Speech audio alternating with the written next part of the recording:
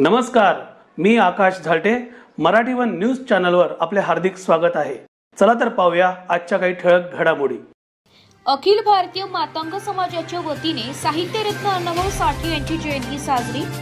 1 August साहित्यरत्न doctor Annabhau Sathe यांच्या 105व्या जयंती उत्सव कार्यक्रम अखिल भारतीय मातंग समाजाचे उपाध्यक्ष काकासाहेब गवळी यांच्या मार्गदर्शनाखाली लाल चौक येथे आयोजित करण्यात आला होता.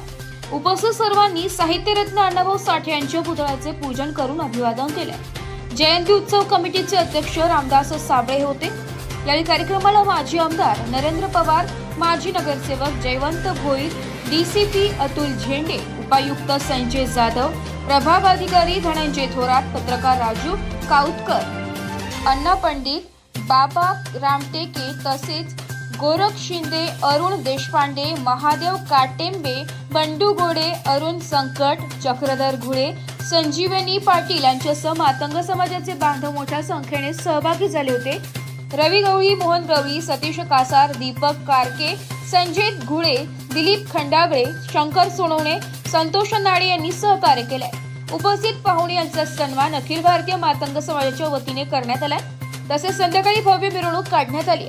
मिरवणुकीमध्ये मोठ्या संख्येने मातंग समाजाचे बांधव उपस्थित होते.